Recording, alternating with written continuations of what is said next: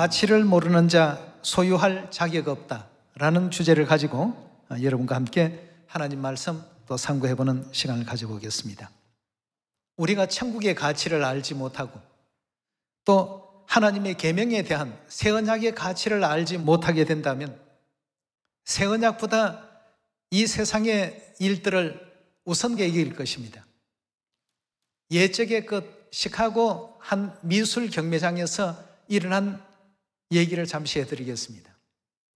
미술품 경매장에서 경매가 벌어졌습니다. 굉장히 참 많은 작품들이 나왔고 저마다 이름 있는 화가들의 작품들이 많이 나왔기 때문에 비싼 가격임에도 날개도 친 듯이 모든 경매품들이 다 이제 팔리게 됐다고 합니다. 그런데 딱 한 작품이 아무도 그 그림을 사려고 하지 않았습니다. 그래서 경매하는 회사에서는 이걸 그냥 창고에 또 보관하기도 그렇고 이렇게 해서 대략 한 14달러 정도의 아주 저가에 팔게 됐다고 합니다. 근데 나중에 알고 보니까 이 그림이 굉장히 참 유명한 화가가 그린 작품이었습니다. 그날 그 자리에 있었던 사람들은 아무도 이 미술품에 대한 가치를 몰랐던 것이죠. 14달러라고 한다면 액자값도 나오지 않을 정도의 이 아주 저가품으로 팔리게 됐는데 이것이 이제 미네르바라는 유명한 화가가 그린 애굽으로 가는 거룩한 가족이라는 제목의 그림이었다고 합니다. 헤롯 왕 때에 2살 아래로 사람들은 다 죽이라고 이렇게 명령했을 때 천사가 요셉의 꿈에 나타나서 그 부인과 아기를 데리고 이스라엘 땅을 피해서 애굽으로 가라고 지시하신 내용이 있지 않습니까? 바로 그 장면을 그린 작품이었습니다. 17세기경까지만 하더라도 이탈리아에서 굉장히 참 높게 평가되었던 그런 그림이었는데 그 이후에 이 그림이 어디론가 흔적도 없이 사라져버린 것입니다. 그러다가 어느 날 시카고 경매장에서 경매품으로 이제 나오긴 했는데 아무도 그 그림에 관심을 갖는 사람도 없었습니다. 그러니까 14,000원 정도 되는 그 가격에 그냥 팔아버린 겁니다. 근데 그 그림이 이렇게 유명한 그림인 줄은 사간 사람도 판 사람도 아무도 몰랐죠. 근데 그 후에 이 그림이 다시 이제 경매품으로 나와서 약 한 5만 달러, 예술품을 가격으로 이렇게 환산하는 것은 좀 그렇습니다만 이해를 이제 빨리 하자고 그런 말씀을 드리는 겁니다. 그 가치를 모르는 사람들은 이 그림을 소유할 자격이 있습니까? 소유할 자격이 없습니다. 마찬가지입니다. 안식일의 가치를 모르는 사람은 오늘 이 순간도 어디엔가 배회하고 있을 것입니다. 안식일의 가치를 아는 사람들은 무슨 일이 있더라도 하나님께 나와서 하나님께서 명하신 이 거룩한 예식에 참여해서 복받는 것이 훨씬 가치 있는 일이라는 것을 알기 때문에 안식일에 대한 그 축복을 소유할 자격이 우리 시온의 가족들에게는 다 있는 것이죠. 똑같은 날이라 할지라도 저들에게는 이 안식일이 아무런 의미가 없는 날입니다. 그저 평범한 주말입니다. 하루 휴식하는 날이고.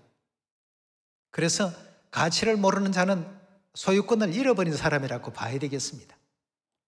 천국도 마찬가지죠.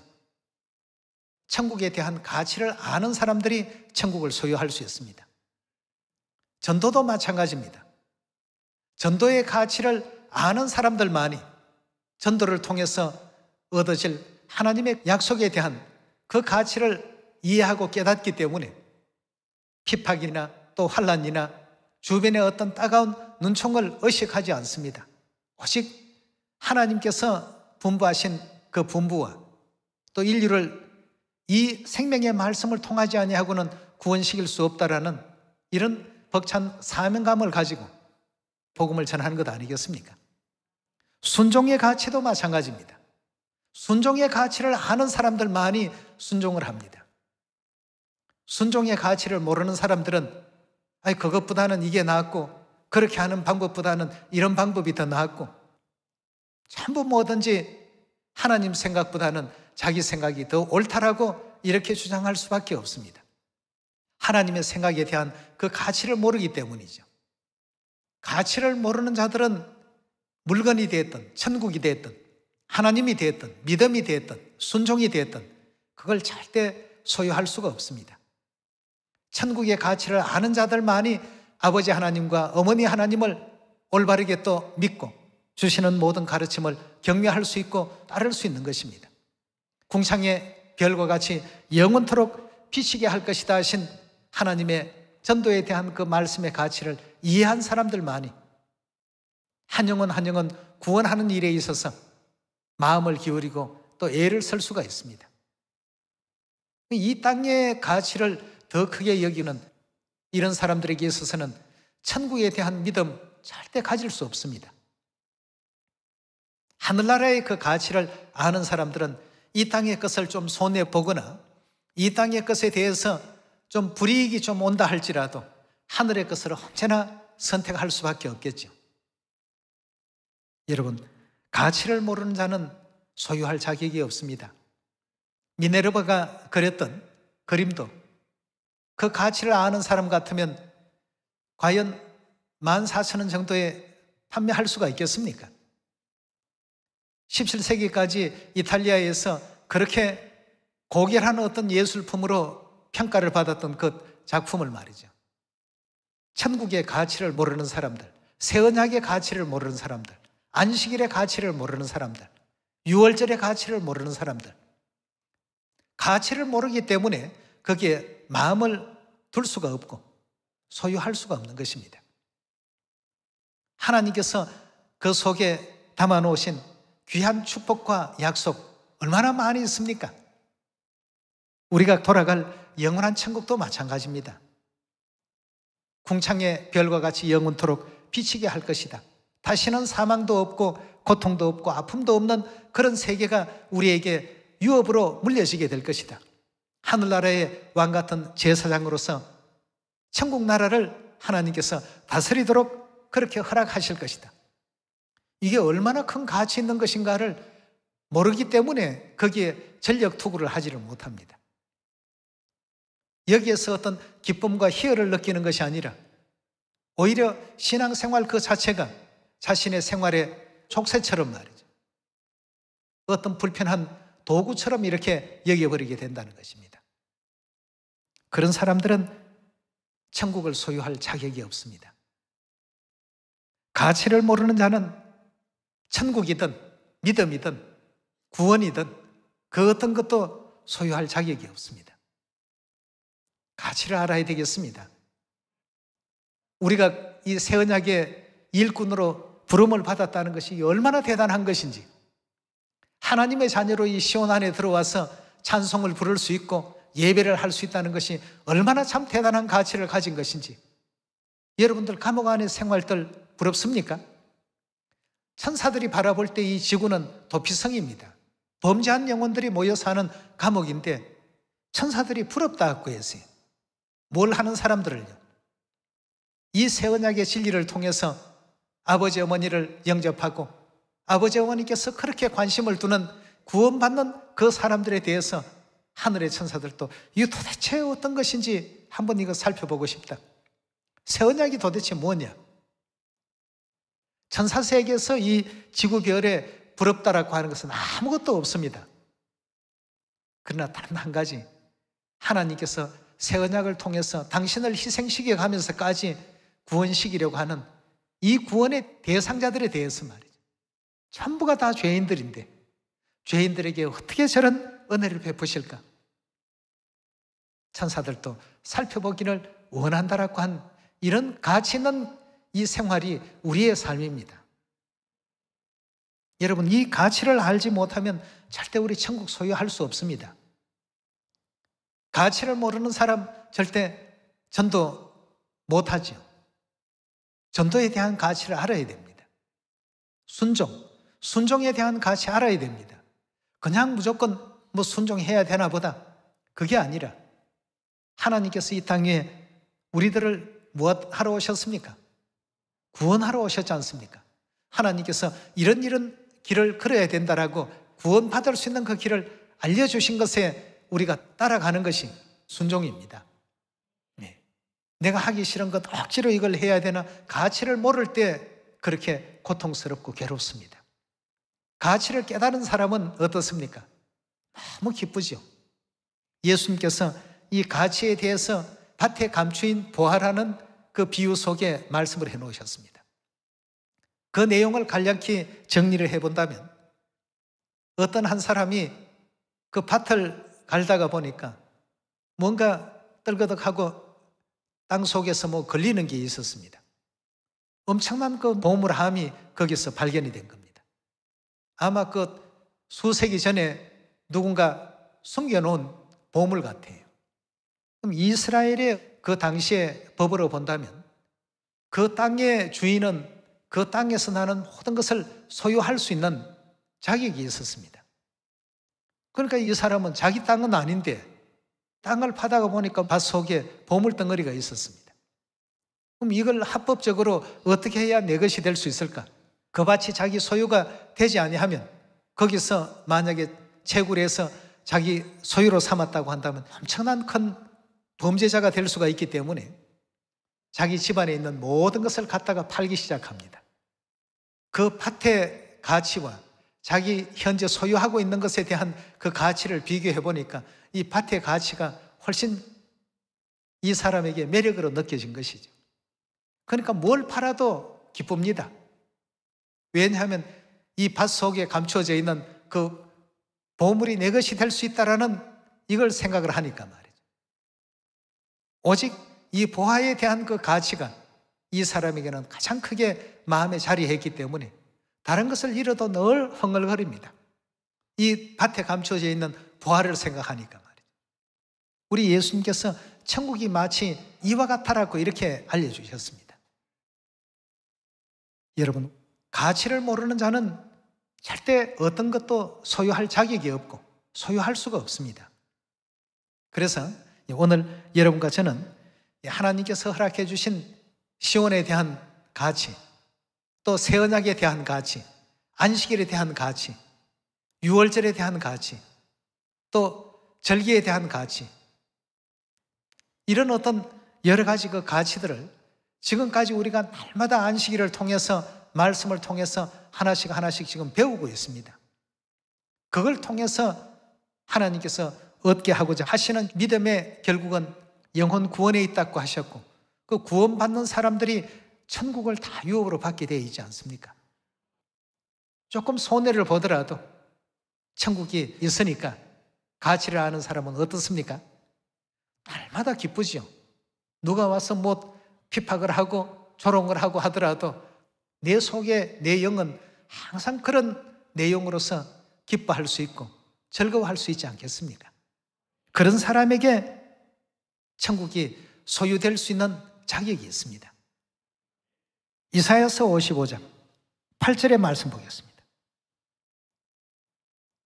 여호와의 말씀에 내 생각은 너희 생각과 다르며 내 길은 너희 길과 달라서 하늘이 땅보다 높음같이 내 길은 너희 일보다 높으며 내 생각은 너희 생각보다 높으니라 하고 했습니다. 진실무망하신 우리 하나님께서 이렇게 말씀을 주셨습니다. 우리가 생각하는 것과 하나님 생각하는 것은 하늘과 땅의 차이가 있다라고 하니까 당연히 하나님의 어떤 생각을 존중하고 따라가는 것이 가장 은혜로운 어떤 삶을 사는 방향과 방법 아니겠습니까? 하나님의 생각에 대한 그 가치를 우리가 인정을 해야 순종이 나올 수 있습니다. 믿음이 생길 수 있습니다. 천국을 소유할 수 있는 그 길로 나아갈 수가 있는 것이죠. 우리의 생각보다는 하나님의 생각에 더 가치를 두고 또 따라갈 수 있는 여러분과 제가 꼭 되도록 합시다. 베드로전서 1장 9절의 말씀 보도록 하겠습니다. 믿음의 결국은 곧 영혼의 구원을 받음이라. 이 구원에 대하여는 너희에게 임할 은혜를 예언하던 선지자들이 연구하고 부지런히 살펴서 자기 속에 계신 그리스도의 영이 그 받으실 고난과 후에 얻으실 영광을 미리 증거하여 어느 시 어느 때를 지시하시는지 상고하니라. 이 섬긴 바가 자기를 위한 것이 아니요 너희를 위한 것임이 계시로 알게 되었으니 이것은 하늘로부터 보내신 성령을 힘입어 복음 전하는 자들로 이제 너희에게 구한 것이요 천사들도 어떻게 하기를 원했다고요? 살펴보기를 원하는 것이라 하고 했습니다. 천사들이 살펴보기를 원한 이 새 언약의 모든 도리를 지금 우리는 아버지 어머니께로부터 직접 가르침을 받고 있지 않습니까? 그가 그 도로 우리에게 가르치실 것이다 하고 했는데 세상 모든 사람들은 그런 기회를 얻지 못하고 있지만 우리는 다 지금 기회를 얻고 있습니다. 왜냐하면 아버지 어머니를 믿고 있기 때문에. 여러분, 우리가 제대로 된 가치를 아는 자들입니다. 하나님께서 보게 하시고 듣게 하시고 깨닫게 하는 사람들이 복이 있다라고 성경은 말하고 있지 않습니까? 예, 우리 예레미야 3장을 한번 열어보겠습니다. 우리 하나님 아는 가치, 아버지를 아는 가치, 어머니를 아는 가치, 모든 것이 다 이 세상의 그 무엇과도 바꿀 수 없는데 사단은 이 가치를 평가절하시키려고 이것저것 흠집을 자꾸 내죠. 예레미야 3장 23절의 말씀 보시면 작은 산들과 큰 산 위에 떠드는 무리에게 바라는 것은 참으로 허사라. 이스라엘의 구원은 진실로 우리의 하나님 여호와께 있나이다 하고 했습니다. 좀 전에 베드로전서 1장 9절에도 언급했습니다만 믿음의 결국은 영혼 구원이라고 했습니다. 믿음의 종착역, 목적지는 구원입니다. 그런데 그 구원의 근원지요 요체가 누구시라고요? 구원은 진실로 하나님께 있더라고 했어요. 그래서 계시록 22장에 성령과 신부께서 우리를 또 불러주시고 호세아서 6장에 하나님을 알 때 힘써 또 알아야 된다라고도 이렇게도 강조해 주지 않았습니까? 하나님을 아는 자들은 하나님 모든 말씀들이 구원으로 이끄는 그 길이라는 사실을 전부 알기 때문에 하나님의 가르침이나 하나님 말씀을 순종할 수가 있지 않겠습니까? 예. 우리의 구원은 오직 하나님께 있습니다. 고린도후서 3장 6절의 말씀 보겠습니다.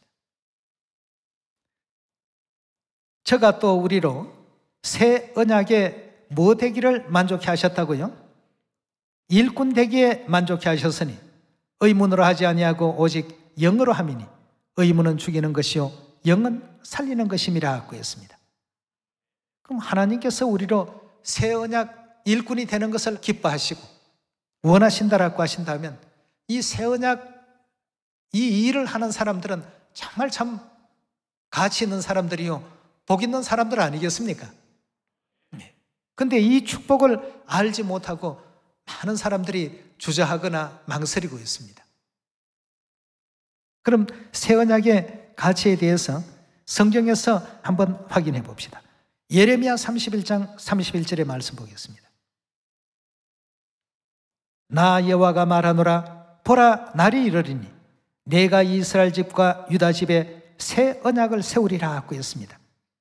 이 새 언약은 굉장히 중요한 것입니다. 누가 했기 때문에요? 하나님께서 세우신 것이기 때문에. 32절의 말씀 봅니다.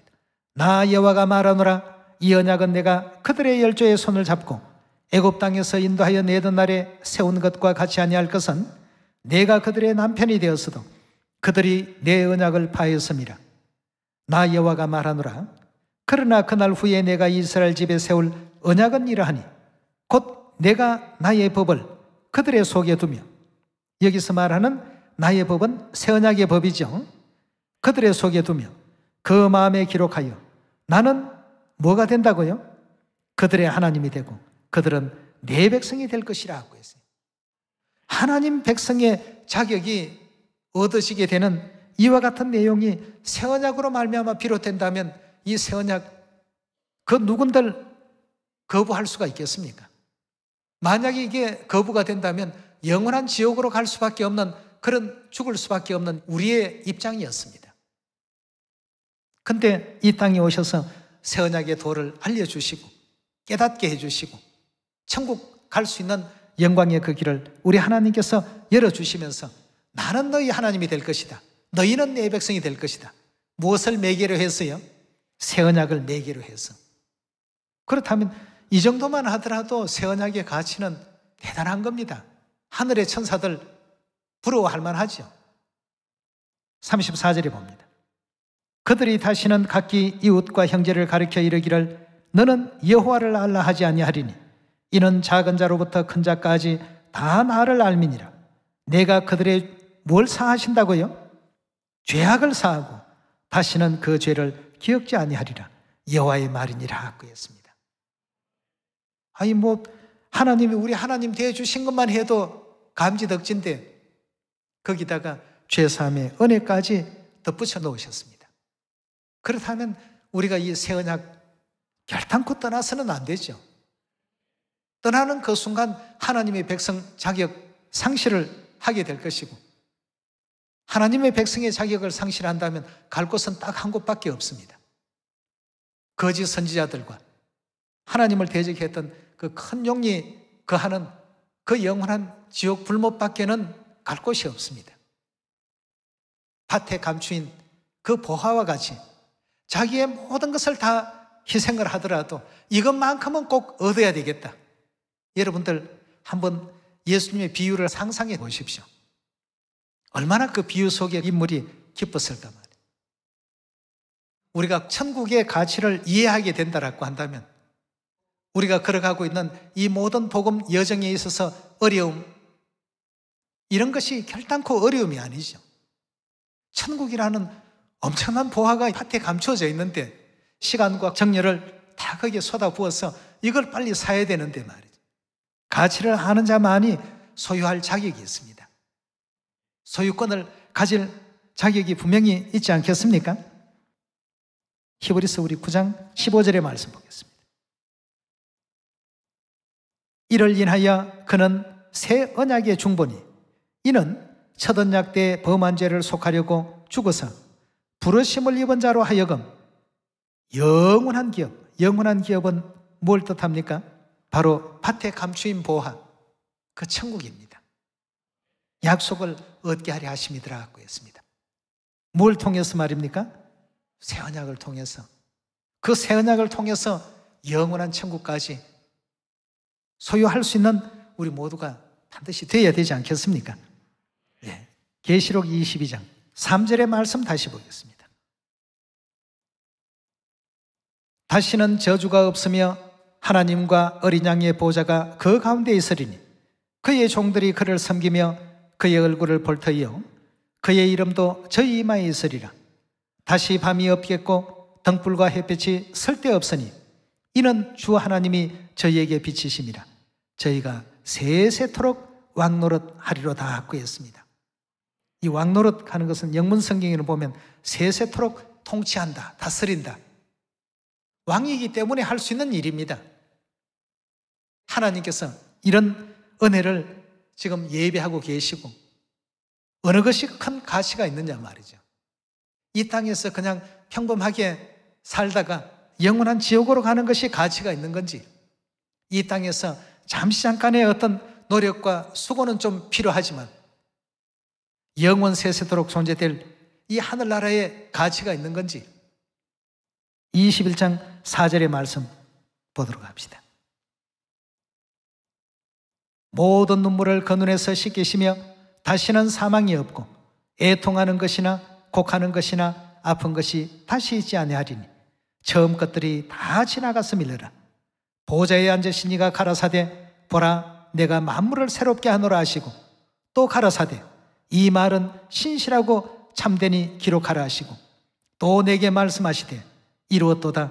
나는 알파와 오메가요 처음과 나중이라. 내가 생명수 샘물로 목마른 자에게 값없이 주리니 이기는 자들은 이것들을 유업으로 얻으리라. 나는 저의 하나님이 되고 그는 내 아들이 되리라 그였습니다. 여러분, 하나님께서 우리가 장착할 천국이 얼마만한 가치 있는 것인가를 대략적으로 설명을 해 주셨습니다. 사망도 없애겠다. 아픔도 없애겠다. 고통스러운 것도 없애겠다. 슬픔도 없애겠다. 오직 우리에게 주어질 수 있는 것은 날마다 창조되는 기쁨이요, 날마다 새로운 행복, 새로운 감사. 그러니까 우리 하나님께서 항상 기뻐하라, 쉬지 말고 기도하라. 뭐가 우리에게 있기 때문에요? 밭에 감추인 보화가 있기 때문에. 예.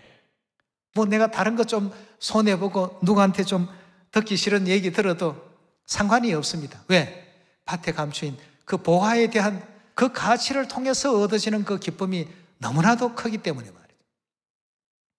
여러분들이 왕족으로서 왕위 계승 서열 1위에 놓여 있다라고 한다면 지금이 조금 뭐 곤란하게 이렇게 살더라도 머지않은 시간 속에 여러분들은 세세토록 다스릴 것이고, 그것도 사망도 없고 애통도 없고 시기도 없고 다툼도 없고 미움도 없고, 이런 어떤 정말 참 우리가 꿈꾸는 가장 완벽한 세계 속에서 그것도 세세토록 왕노릇한다는 것. 우리가 무슨 고시를 봤습니까? 우리가 무슨 그럴 만한 자격이나 됩니까? 근데 하나님에 대한 이와 같은 믿음 하나를 가졌다는 이 내용을 통해서 하늘나라의 모든 것을 하나님께서 아낌없이 지금 다 준비를 하고 계시고, 또 우리와 더불어서 약속을 해놓으셨습니다. 하나님께서 언약하신 모든 것은 전부 가치 있는 겁니다. 이 땅의 것은요, 뭐 어떤 조그마한 사고가 생기면, 아니면 전쟁이 나서 국가적인 어떤 부도가 나버리면 가지고 있는 저축해놓았던 예금도 전부 휴지 조각처럼 다 날아가 버립니다. 그러나 하나님께 우리가 해놓았던 모든 열정, 열심, 또 눈물, 투자된 어떤 시간, 이 모든 것은 하나님께서 전부 기억해 놓으십니다. 왜? 하늘나라는 소멸될 나라가 아니기 때문에. 절대 거기에는 부도라는 것이 없습니다. 그 세계는 결단코 한번 내뱉으신 말씀을 거짓되게 그냥 핑계를 대고 회수시키거나 거절하거나 이런 법이 없습니다. 여러분, 이런 천국을 생각할 때 밭에 감추인 보화의 주인공으로서 한번 여러분들이 곰곰이 생각해 보십시오. 그 사람은 얼마나 기분이 좋을까, 기쁠까? 있는 것 다 정리를 해가지고 이것만 사버리면 그 밭에 감추인 보화까지 다 내 소유가 된다고 생각을 해보십시오.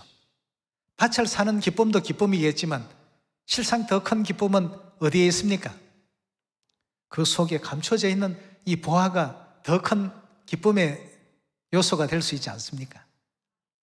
비록 외부 환경은 코로나 환경 가운데 우리가 있다 할지라도 우리에게는 하나님께서 약속하신 천국이 있고, 하나님께서 가장 은혜롭게 여기는 새 언약 진리가 있고, 아버지 하나님이 계시고 어머니 하나님이 계시고, 우리 또 가까이 있는 사랑하는 형제 자매들이 우리와 또 함께하고, 이 땅은 잠시 있다가 가야 될 세계입니다.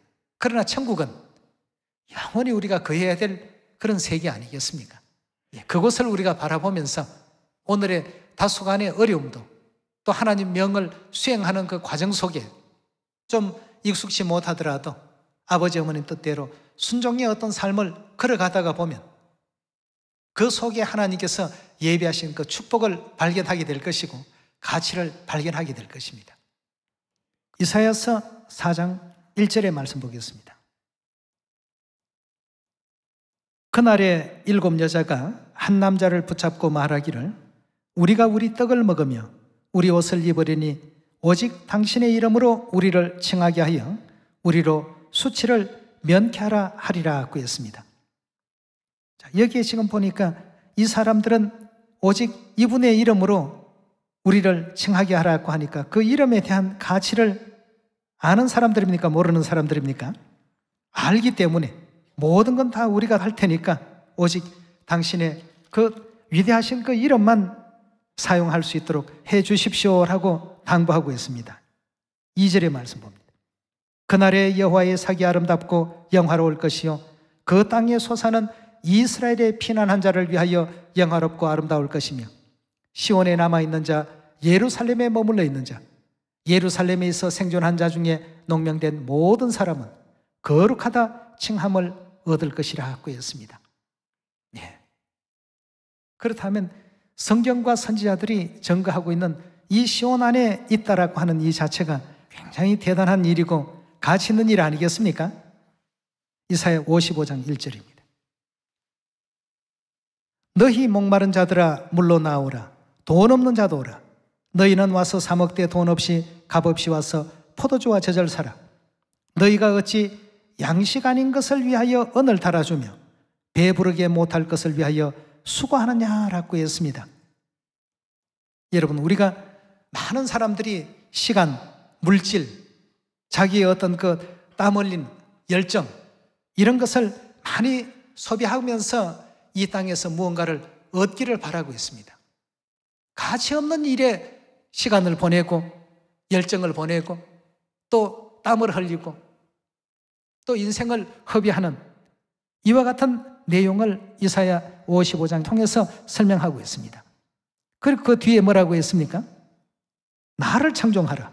그리하면 너희가 좋은 것을 먹을 것이며 너희 마음이 기름진 것으로 즐거움을 얻으리라. 너희는 귀를 기울이고 내게 나와 들으라. 그리하면 너희 영혼이 살리라. 내가 너희에게 영원한 언약을 세우리니 다윗에게 허락한 확실한 은혜니라고 했습니다. 이 땅에 많은 사람들은 인생 헛살았다, 헛되고 헛되다, 끝에 가면 다 그런 소리 합니다. 오늘 우리는 아버지 어머니께서 허락해 주신 이 진리의 가치, 천국의 가치, 새 언약의 가치, 또 우리 믿음적으로 바라본다면 순종의 가치, 또 우리로 하여금 머무르게 하시고 불러주신 시온의 가치, 또 형제 자매 연합의 가치, 모든 것에서 그 가치를 한번 찾아보면 그 속에는 항상 하나님께서 넣어놓으신 밭에 감추인 보화가 있을 것입니다. 이걸 발견할 줄 아는 우리가 되어야 됩니다. 여러분, 이런 가치를 아는 사람은 소유권이 있습니다. 야곱이 에서로부터 무슨 소유권을 넘겨받았습니까? 장자권을 야곱이 소유하게 되었습니다. 무엇 때문이었어요? 원래는 장자권이 에서의 것이었지만 에서는 가치를 모르고 그냥 장자의 명분만 가지고 있었고 야곱은 장자권에 대한 가치를 알았기 때문에 항상 어떤 대가를 치르더라도 장자권을 얻어야 되겠다는 이 내용이 차이가 있었습니다. 다시 말해서 가치를 모르는 자는 천국을 소유할 수 없기 때문에 천국을 너희가 소유하려면 천국에 대한 가치를 알고 환도뼈가 위골이 되는 일이 있더라도 그 축복만큼은 놓지 말라는 뜻 아니겠습니까? 남은 모든 시간도 천국의 가치를 보고 듣고 깨달을 수 있도록 인도해 주신 우리 하늘아버지, 또 새 예루살렘 우리의 하늘어머니, 성령과 신부께 영원한 감사와 영광을 돌릴 수 있는 여러분과 제가 꼭 되도록 합시다. 오늘 말씀 이것으로 마치도록 하겠습니다. 감사합니다.